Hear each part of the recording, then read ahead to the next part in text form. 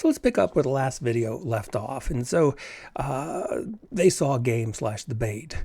The simple message was that our group identity, the way that self is categorized, creates perceptual biases. In the same way that thoughts are there to protect its most precious thought, the self, when that self becomes part of a bigger group, these thoughts will maneuver their way around reality to protect that bigger group. And so that was the basic message. But whether it's a football game or a presidential debate, is there any reality behind our perceptions? Well, let's start off with two quotes. One from Byron Katie. She says, "You can argue with reality, but you'll only lose 100% of the time." Another one from Ayn Rand, that you can avoid reality, but you cannot avoid the consequences of avoiding reality.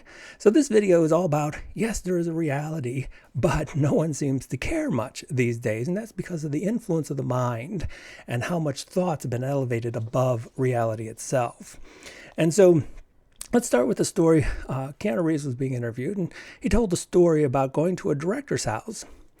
And the director had asked Keanu to tell what the Matrix movie was all about to his two young kids. And he said something like, look, it's, these people get stuck in a computer simulation and are trying to find their way back to the real world, to which the young daughter replied, "Who cares if it's real?" And in that simple statement, she was basically a spokesperson for a generation, that no one seems to care about reality anymore.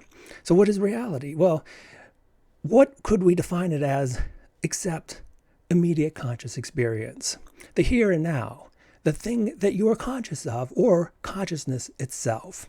And of course, humans, the trickery that we have to deal with is we started thinking.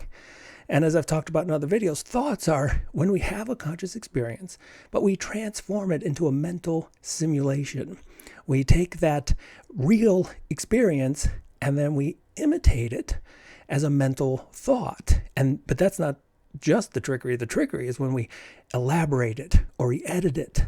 And that's how these perceptual biases come about, through the editing process, when we transform conscious experiences into thinking about conscious experiences.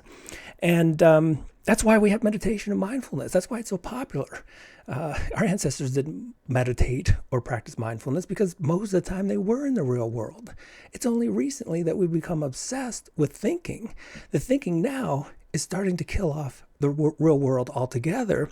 And to get back, to find some kind of lifeline to reality, we have these classes called mindfulness and meditation. And of course, that's why our ancestors didn't meditate. They were living in the immediate experience and blissful mindfulness, radical mindfulness most of the day, and they only thought once in a while. And of course, that's why I talk so much about the Ph.D, because they don't meditate outside of their daily experiences, which is meditation, which is to say they are in reality rather than thinking about it. But in the last 200 years, we saw a huge shift. Thinking became more and more the world that we spend our time in. And that's why most people mind wander half of their waking day. In the future, maybe it will even be most, if not the whole waking day, will be living in this mind-created reality rather than the here and now of conscious experience. And so the 20th century was very unique because abstractions had almost exploded with things like nationalism, fascism, fame. Fame is just thought. It's a thought of one person in the minds of many. But we had corporations, we had governments, government power, CEOs of companies themselves, which was one of the early fictions just before the 20th century. People were starting to invent companies that simply don't exist, which is to say you can't become conscious of them. You only can think about them. But of course, all of these thoughts can have effects in the real world. And that was what I referred to as the Thomas theorem. And the Thomas theorem is that beliefs believed to be true are true in their consequences.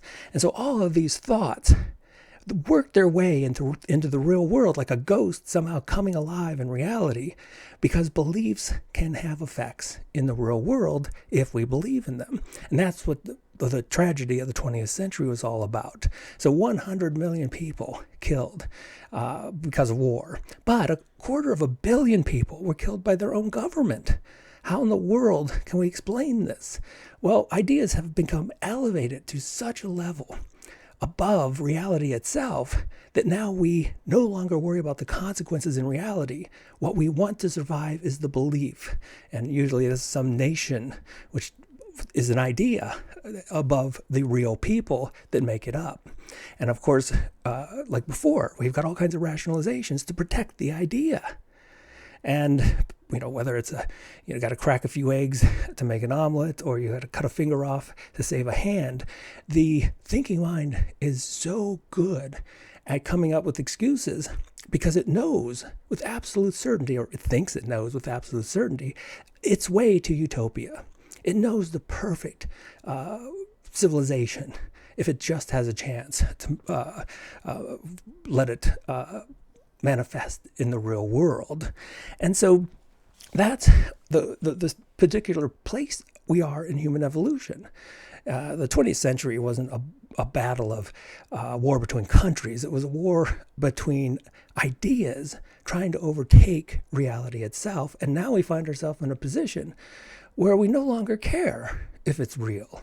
We're so disconnected from the real, so caught up in fantasy and mindfulness and the thinking mind, we no longer care about reality itself.